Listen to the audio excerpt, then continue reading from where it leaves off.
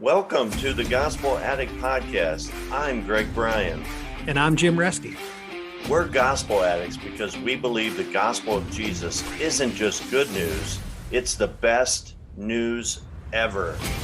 We're addicted to the gospel because it doesn't just start us out in the Christian life, it is the Christian life. Join us as we look at the Bible through the lens of the gospel. Thanks so much for listening.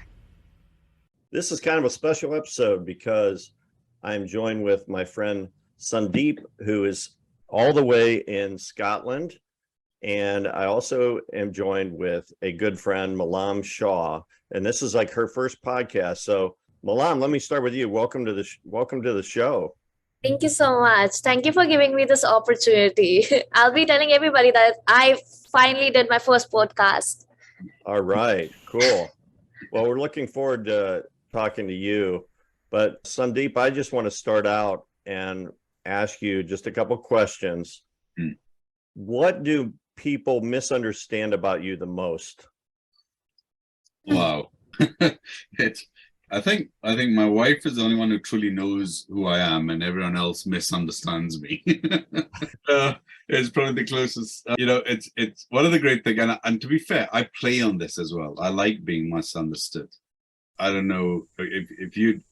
About 6 years ago, I traveled around America with a beard, like a 2-foot long beard, wild hair, and I think I scared people on aeroplanes. Let's just say that, it was, and I'm sure they didn't presume I was a church elder at the time, or that I was a Christian and an evangelist, and so I like that. I like that people can sometimes just make up a mind through visuals, and. Wasn't there a time when they actually, like at an airport, they pulled you out of line because they thought maybe you were a game? They do that all the time, and it's fine. I'm not offended or insulted by that. I think it's natural. We're human. We make visual references on everything, and we're conditioned. What we see is what we refer.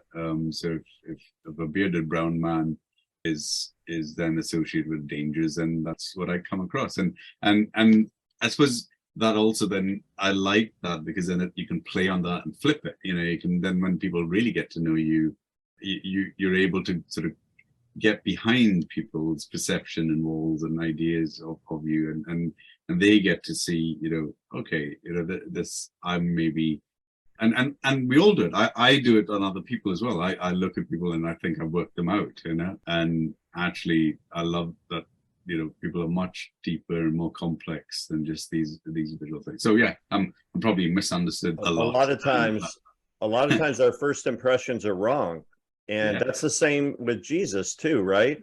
A lot of people, their first impression of who Jesus is not the right impression. I love that story recently about the Queen, where she was in Scotland and these Americans came and they were just kind of walking around. They met this old woman and this man, and they just started talking to them. And they asked the woman, how, does she live around here? She's like, yeah, I have a house over there. And then, how long have you been coming here? Oh, we've been coming here for decades. And then the Americans are like, oh, have you ever met the Queen? And the woman was the Queen, and the Queen said, well, I personally haven't met her, but he has, and he's spent a lot of time with her. And then the next thing you know, the Americans are like pulling him aside and getting their picture taken with him because he's been close to the Queen. And then I mean, that was a really, really cool story. But just, at some point they're gonna, well, by now they've realized that they were with the Queen.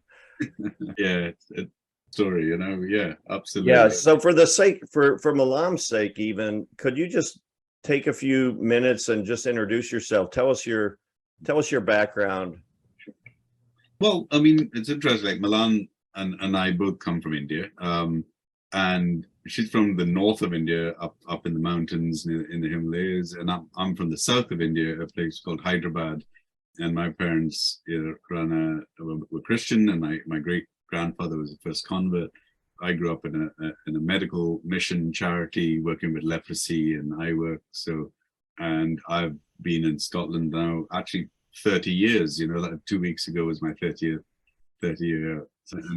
And it's weird because to me that's so important. I celebrate it. It's not important to anybody else. I mean, it's not like a birthday or something, but it is a real threshold moment of big sort of the naive migrant who comes across to study or do thinks they know the world and they don't, and yet the grace of God, the providence of God, the people that He provides in that journey that you come across, the character tools that have been put in by your family and your faith, and how that plays out in strange lands. It's been so powerful. And that's why to me it's an important sort of every year I remember the date 16th of September, because I've still got my passport stamped, on that date when I arrived. What was it that brought you? What was the original? I studied architecture in Dundee, so I did 7 years of architecture, and then worked as an architect and have done. And then about 10 years ago, me and three of my friends opened up a coffee shop.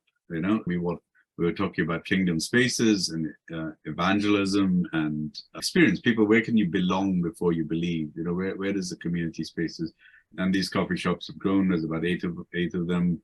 It's been a really interesting journey. It's not been as tidy as I thought it would be. It hasn't been as evangelical as I would have presumed, but it's been powerful and deep. And you go into spaces that God takes you that you never knew were even there, and I think that's been one of the revelations in the journey to end up doing things that you never expected and meet people that you never expected, and then to just be the love of God to them. It isn't even about a conversion or a baptism or a pews and bums and seats sort of thing. It's just creating salt and light in a space. So as you reflect on that, even in your business, what has been your biggest failure, and what did you learn from that experience? Maybe it was in this business realm, the coffee shop. It's interesting. I mean, there's plenty of failures. I mean, character is probably one of them. You don't trust God. You fail in many things. You have your own sort of failings. I think marriage is a beautiful reminders of your inadequacies and and limitations. My wife can, like I said, will probably know as much as, like, I can be a presentation. I can be things that I want to be and aspire to be, and also reveal a certain part of me to others. Whereas at home, you are who you are, and how you and the people closest to you are the ones you interact with most, and they get to see who you are. And so failure isn't necessarily a negative word for me in that sense, because I feel, I think failure teaches you more than success. I think failure is a far greater, teacher and developer. Sometimes success can be self-serving, like, as in, I've reached the space, isn't it because what I did, and it could just be pure chance or providence or circumstance that gets you there, but you don't see that. You think my intent gets me here. Whereas it's like a child driving a car, like, oh, look at me driving this car, isn't it great? And you're like forgetting that you've been on someone's lap. You can't even reach the pedals or can't do any. We don't have those perceptions in success. But failure, I think that it's painful. It dents your ego. It dents your understanding of life. And if you don't learn from that space, then you don't develop and you cling to faith. And so when I think, like, we have 8 shops currently, but we've had 10 shops and we've closed 2 of them. So it's not like everything is growth and health and big and better. We went into COVID with 3 shops and came out with 8, and that sounds great, as a statistically, like, everyone's like, wow, you're so successful, but we're probably just as poor and working just as hard for the same money. It's not that suddenly we become 8 times, 5 times bigger. We've had to pivot and learn and change and find new ways of doing business. The old systems are gone. The old culture is gone. So yeah, plenty of failures, I would say, but they've not been places. They've not all. Well, they have been places of pain or regret or loss when they do happen. But I think I can definitely now sort of point and say, well, actually, they've been places of help, of growth, of learning, of discernment, and rethinking it, and I like that. That's good. That's great. Just for Milam's benefit, could you just describe? So you have started some coffee shops in Scotland, and their name is Blend, right? Blend is the name of this coffee shop. And can you just explain like your philosophy and why you got into that business?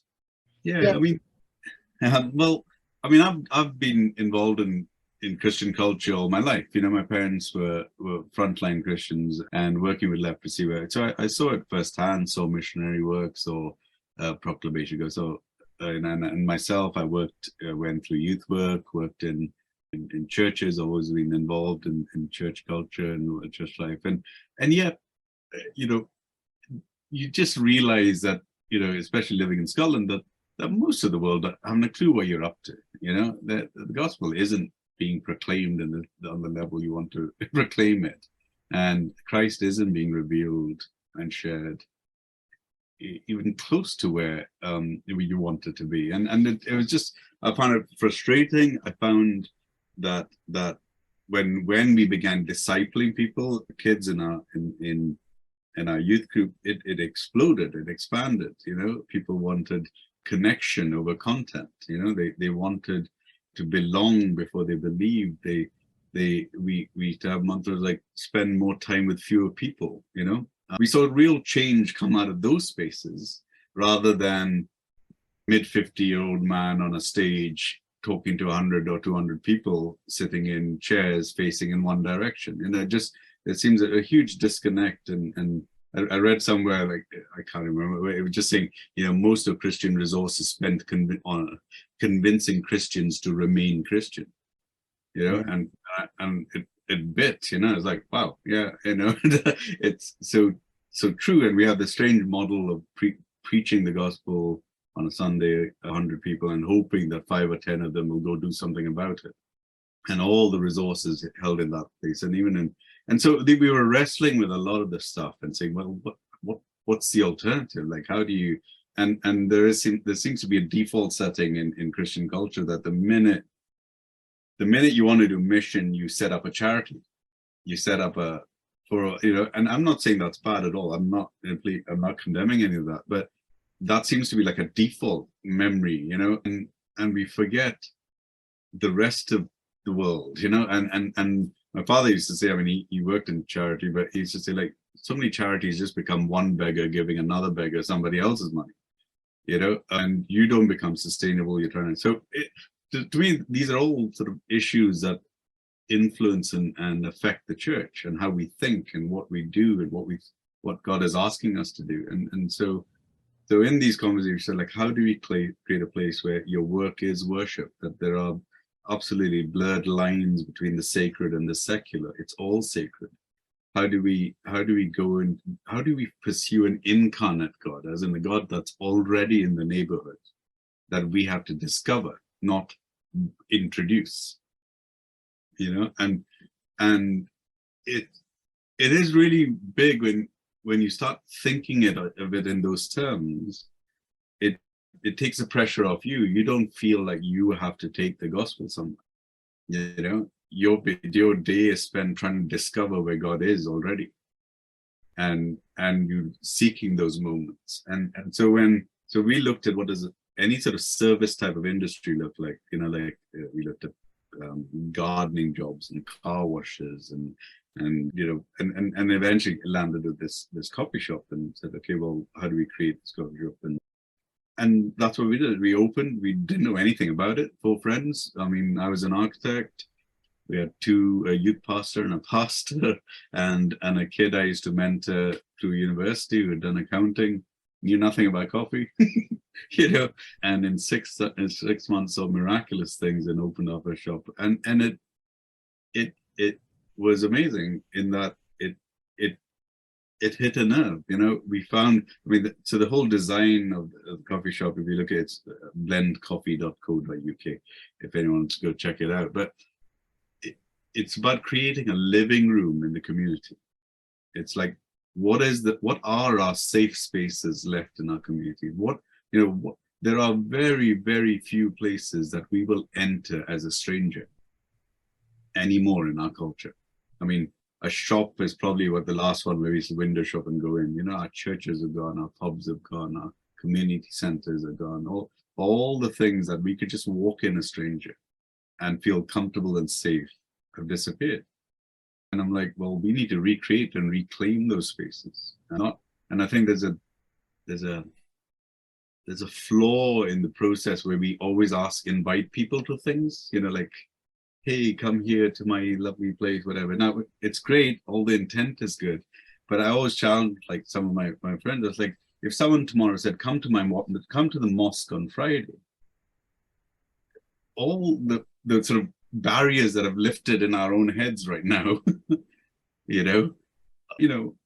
untruthful barriers, but they're there in our head, is what you're asking other people to jump over when you invite them to your safe space. Yeah.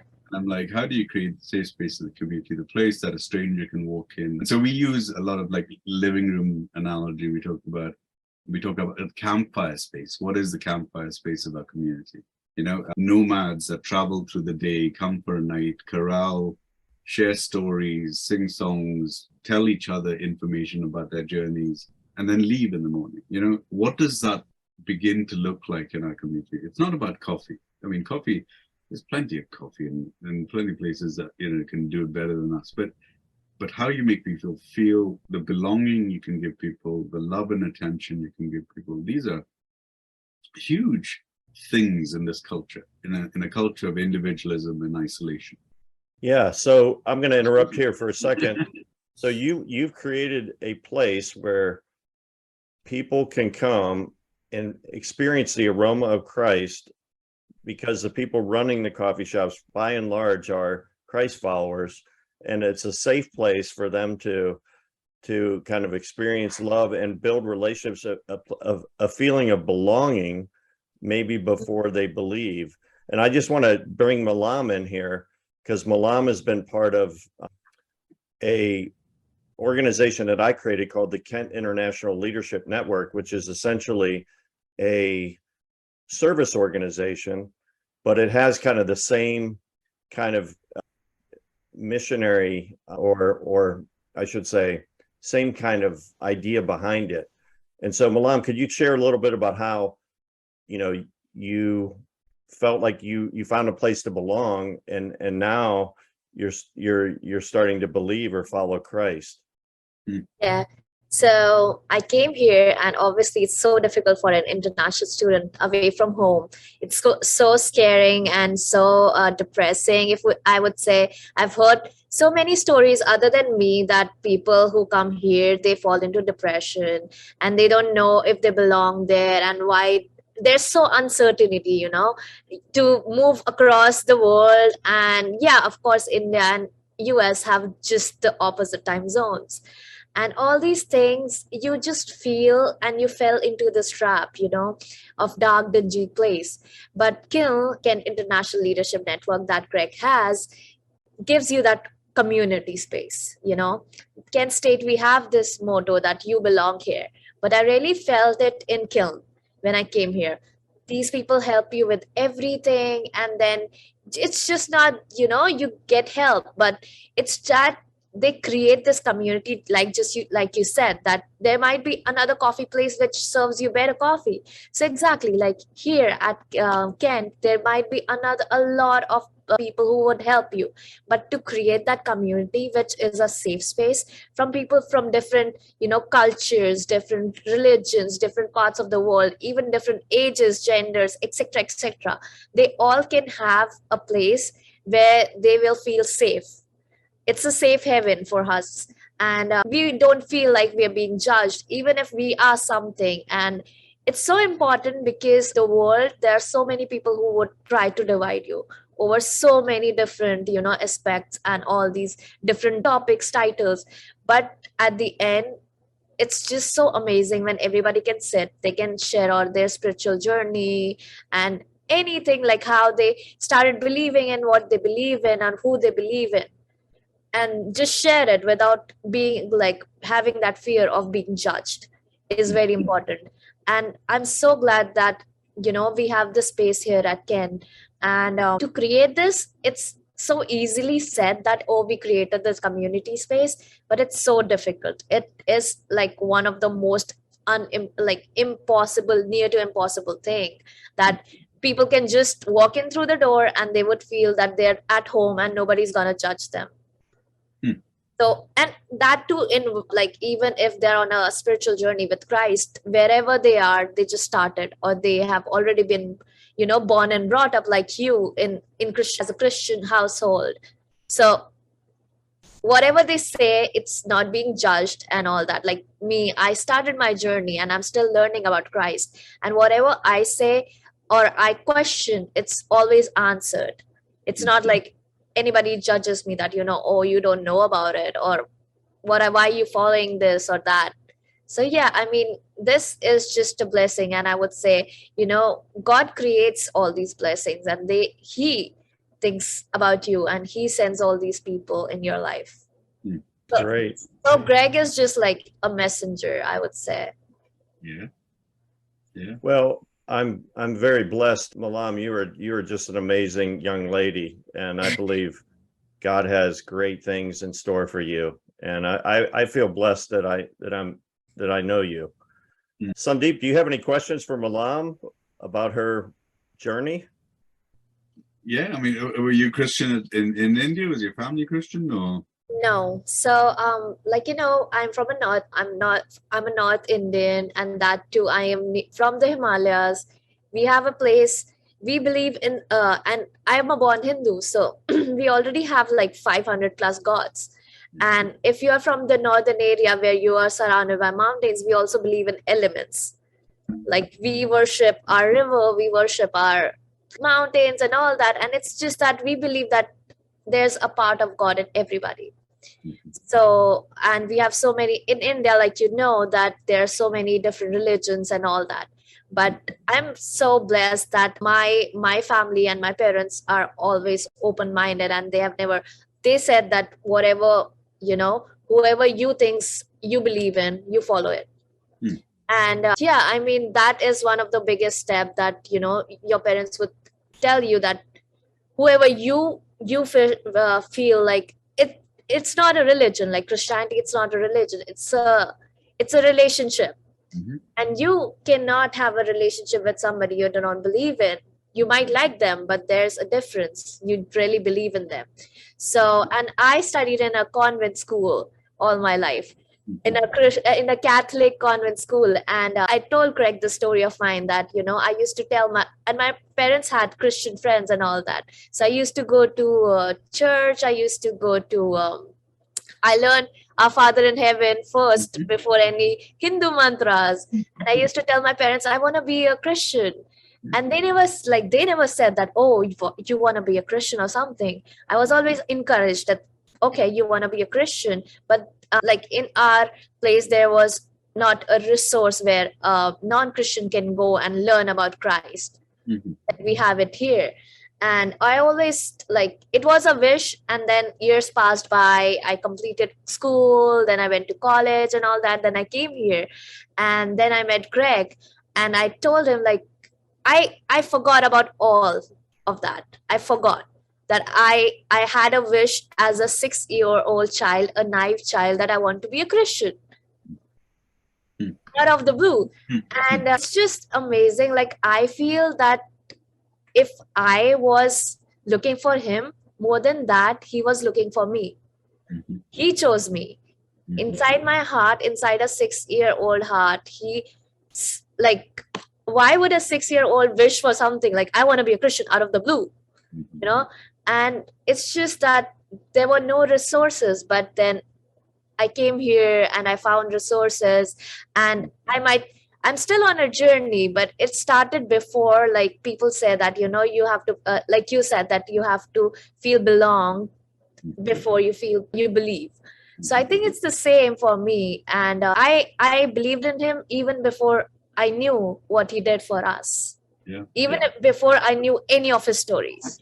It's interesting that when I had my 5th year reunion at my university this past weekend, and like 45 of us from pretty much all around the world turned up for this thing, because it was so, and I was so amazing to have all these guys. Like, it was still important for us, But as looking back, my first year had all sorts of nonsense going on. There was, my best friend got beaten up, and we got caught up in a fire, and I had to, on a 4th floor, had to go, try to escape.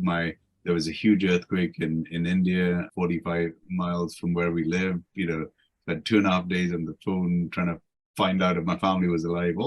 I'd forgotten some of those things, but it was so important that my mother, when I came across it, said, "Look, go find a church, Sundeep. Even if you're not in a good place with God, just commit to me that you'll go find, go to church." So I was like, "Fine, I'll do it, whatever."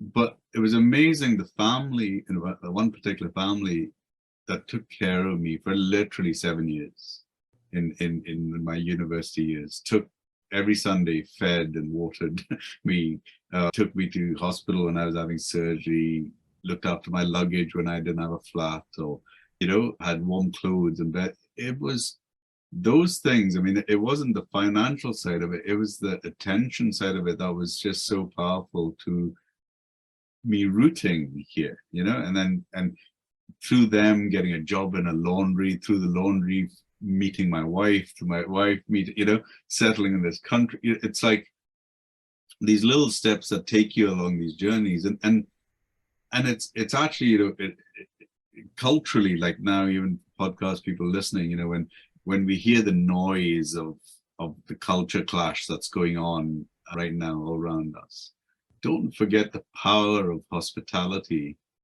and the sojourner and the looking after the sojourner, the migrant, the person passing through. These are like gifts from God to us, to look after those who are powerless and you have nothing to get from, but you can just look at, and it's not about the big things, it's not about these major, you've got to house them and clothe, whatever. It's little acts of kindness, little acts of love, little acts of, filling in a form, whatever those things. These are powerful spaces that we can engage with kingdom work. We've lost some of those spaces and sort of champion these other spaces, like someone who, the guitar player on a stage and the pastor who's going to do whatever, and realize that, Jesus was not asking us to do any of those things. He gave us gifts to do it, but actually he did say, love your neighbor, and then defined what that neighbor was going to be. It was anybody, and I think in this culture world, the solution to a lot of this stuff is just acts of kindness that we can give to people you don't even need to know, and don't even need to know the consequence of your action for, but that's your relationship with God. So are you saying that when you heard Milam share her story, you started thinking of memories? Absolutely. Back when you first came to Scotland, because you were basically an international student in Scotland. Yeah, and it's so now you've lived in Scotland longer than you've ever lived in India, right? Yeah, absolutely.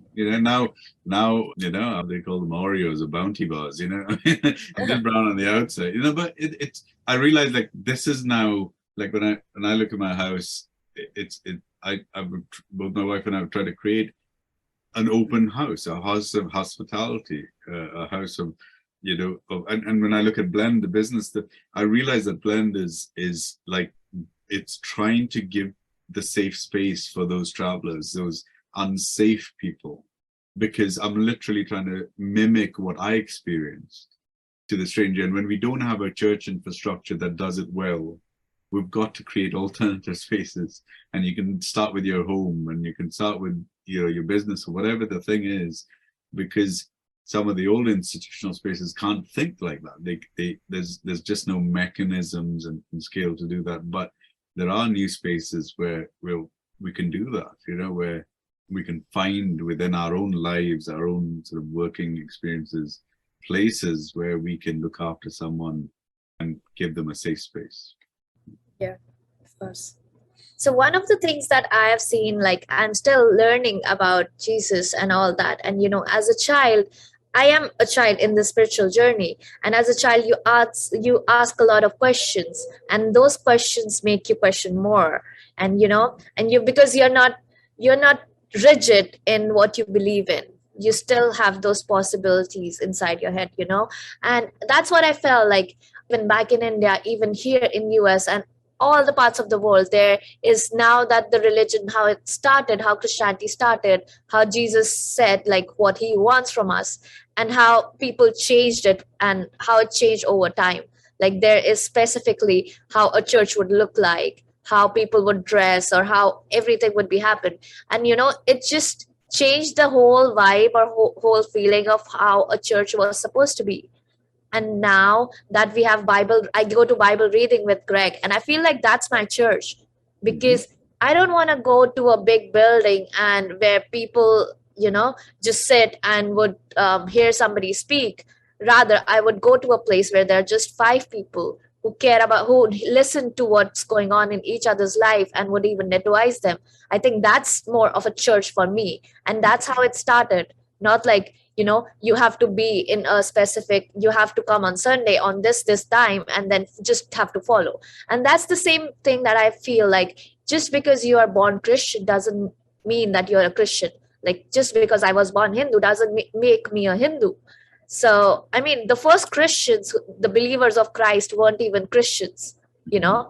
So all this is so different, and it's a different journey for everybody. It's not that you're born into something. When you start believing, when you actually follow him, that's when you change. I wanted to ask you about like your thoughts on the state of the church. It seems like the church is changing.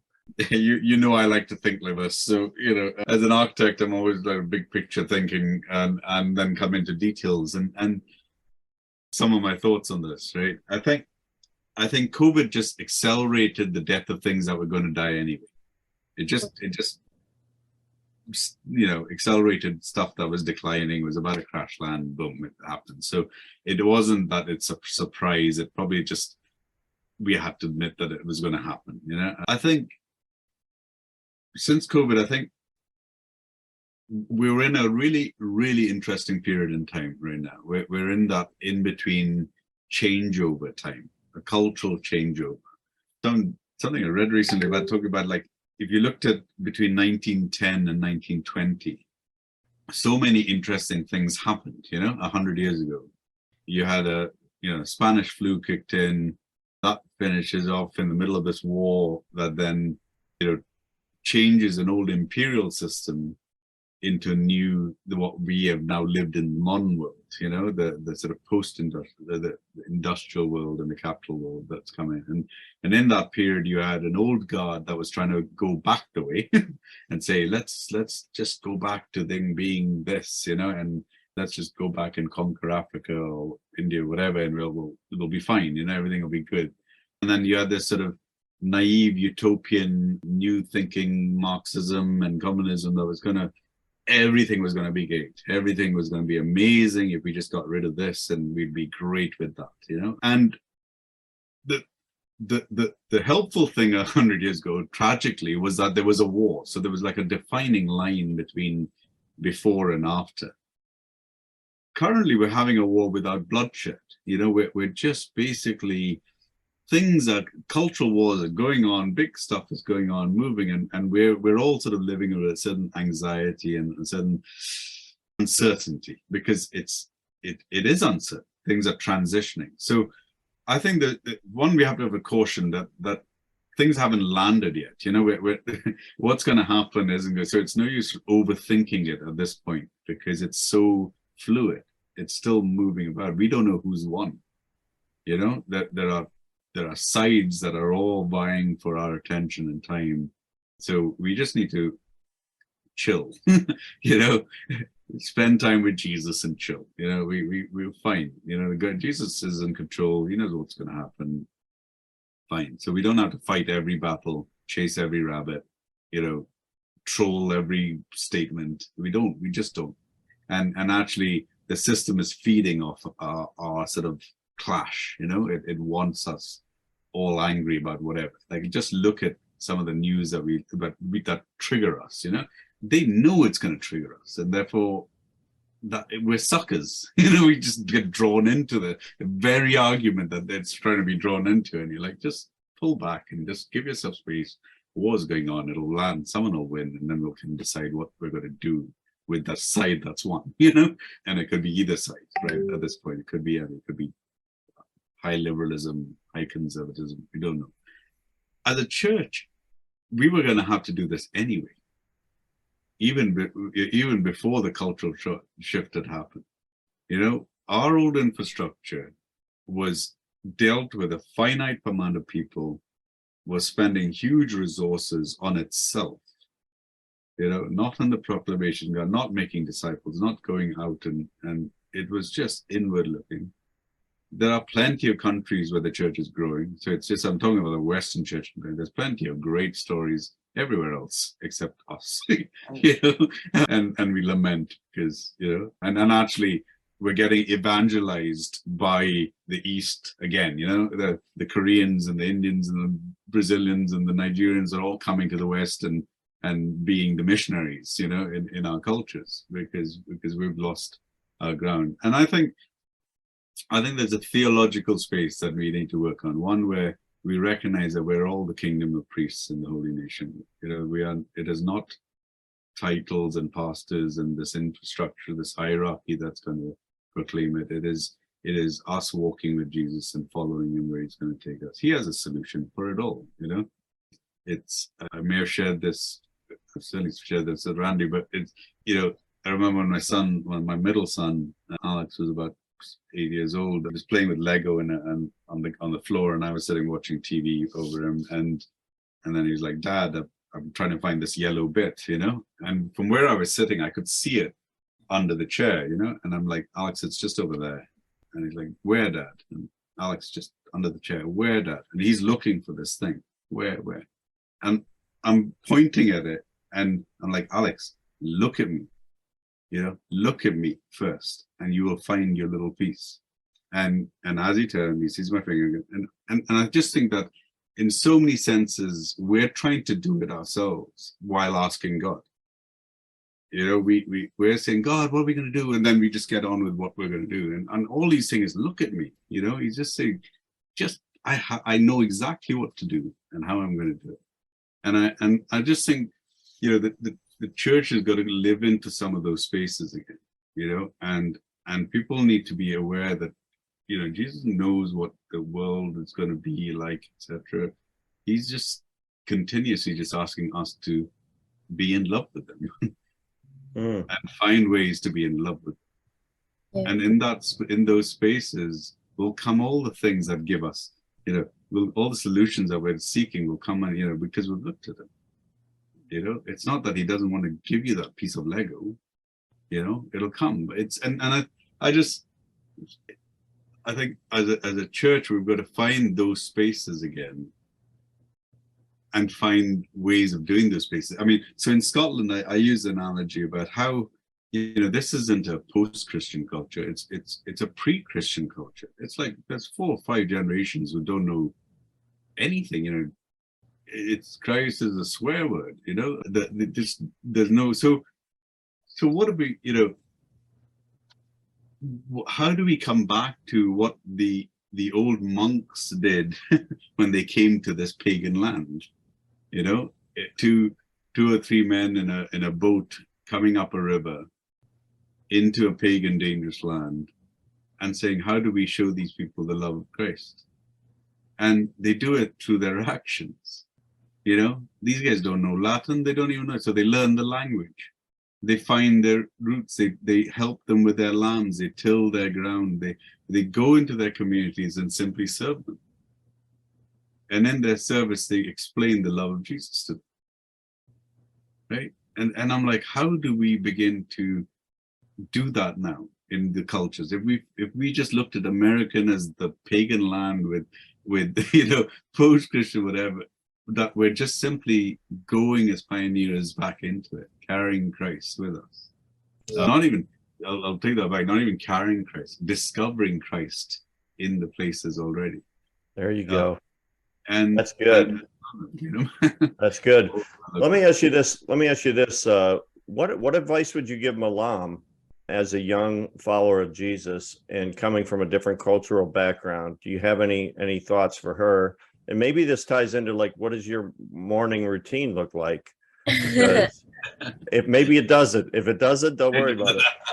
Yeah, I mean, I don't know if this one, because I think we all have our own experiences. You know, your experience as a migrant is going to be different from mine. My whole thing with my faith, even with my children, is I think, is keep it simple. Keep it simple. Don't overcomplicate the faith. It's a relationship. Yeah. It's loving Jesus, loving his word, loving his people. So I've come through one of the most difficult periods business-wise in the past, couple months, just very, very difficult. And it's been really hard to get into devotional time, meditative time, really hard to go to church even, really hard to get into some of the things that I know are healthy for me, that are good for me. And I'm just wrestle with them. And what I reduced myself down to eventually was there's two things I did. One is every morning, Greg, where I live, I've got a beautiful valley and a river in front of my house. So when I leave the gate of the house, and I usually take the kid, my youngest, to school, we sort of pause at the top of the hill and just look over the hill. And every morning is a declaration of God's glory, whether it's foggy, sunny, and I've used nature hugely to display God's glory, and I love that David in the mountains playing the lute, a harp to a sheep, understood God far more than even when he was in a temple or in the palace. He still yearned for the time when he was up in the hills, And I think nature can tell you everything and so much more about God than we sometimes come into. And so that is one thing I do. And the second thing is I was wrestling with the word, I was wrestling with the time and structures of disciplines of my faith. So I just started listening to music. Music's always been important for me. So I just played a lot of worship music that I just listened to. And there was deep theology, deep places of rest that came out of those periods. And I'm sharing that, I've been sharing it recently, like I've been using hymns as devotionals almost, just as I was sharing just yesterday at a meeting about the song praise to the Lord, the Almighty King of creation. There's a line in that, it simply says, ponder anew what the Lord Almighty can do. And it just, when sitting at this business that's hemorrhaging and doing all sorts of stuff and everything, every day was a crisis of some sort.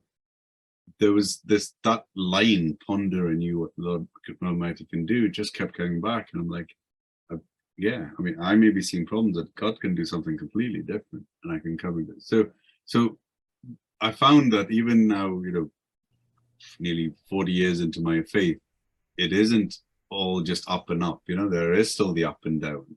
That's the nature of the relationship, but there are roots and anchors I build into these spaces that I know when I'm in those spaces that I don't have to push myself continuously into a single place to experience God.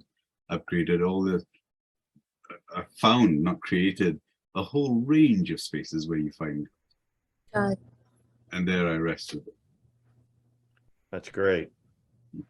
Yeah, I mean, pondering anew makes me think of Hebrews 12:2, where it says, let us fix our eyes on Jesus, the author and perfecter of our faith, who endured the cross, scorning its shame, and sat down at the right hand of the throne of God.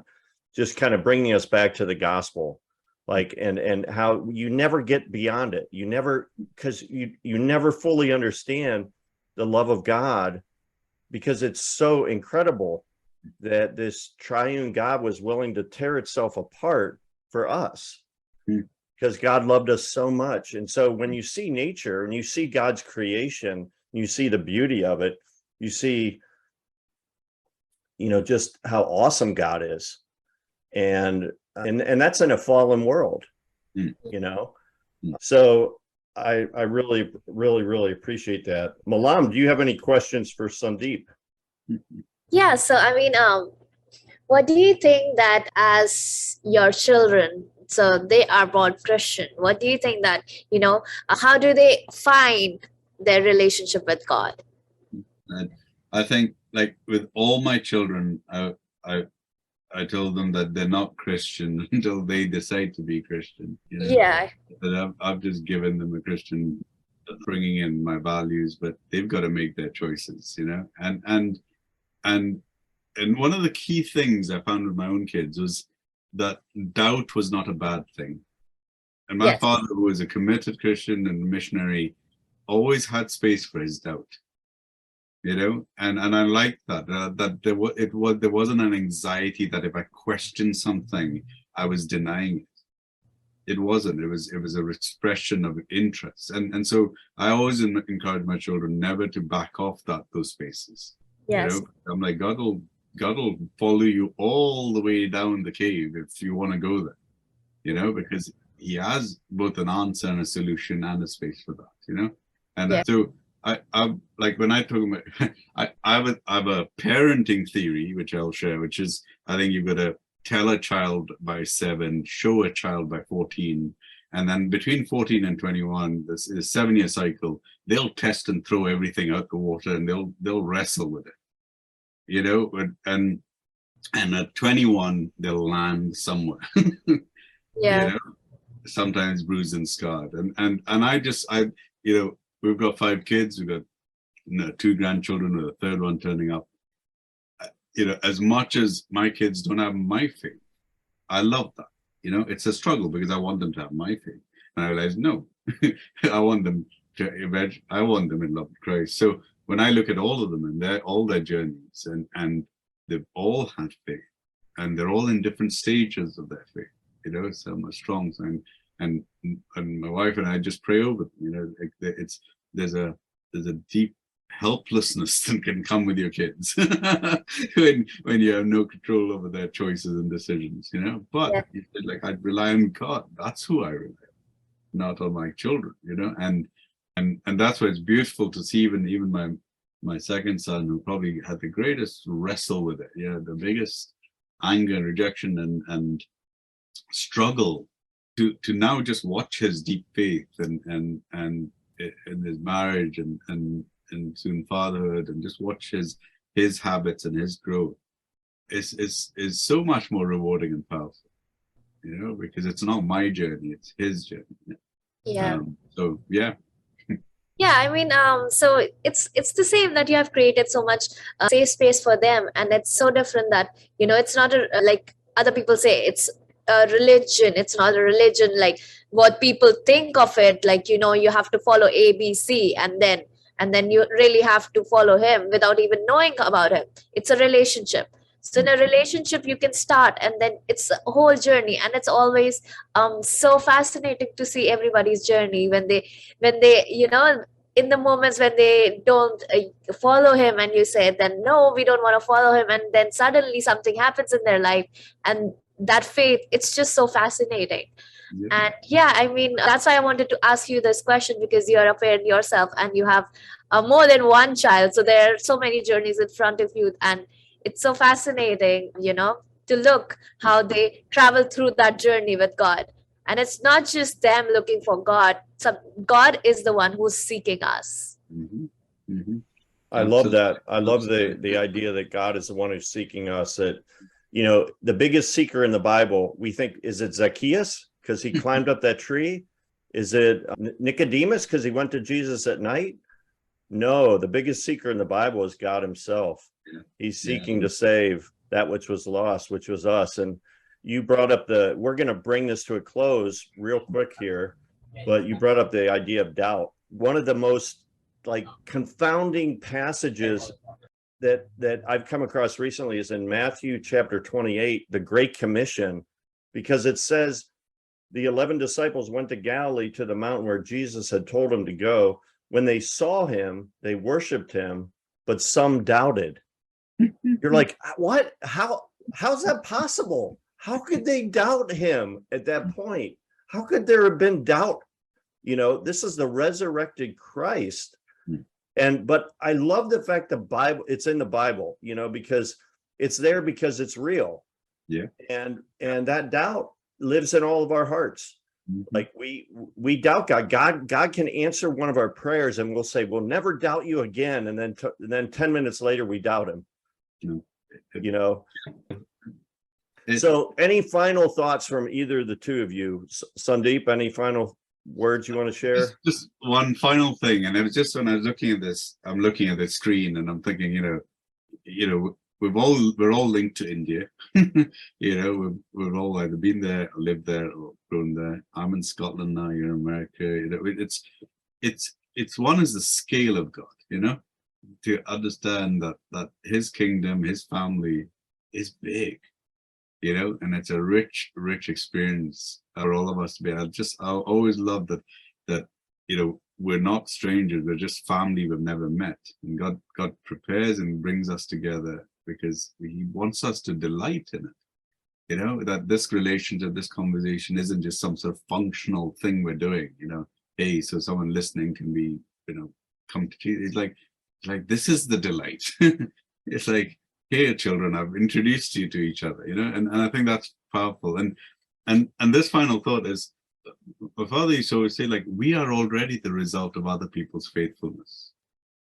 We're like other people who prayed for us, a youth worker, a pastor, someone who took us to Christ, and now we've experienced that. Then, our faithfulness matters to others. This is the channel. So it isn't just left with Milan, like, oh, this is what I get from this. Isn't this great? Hey, I'm sorted. I'm on the boat now.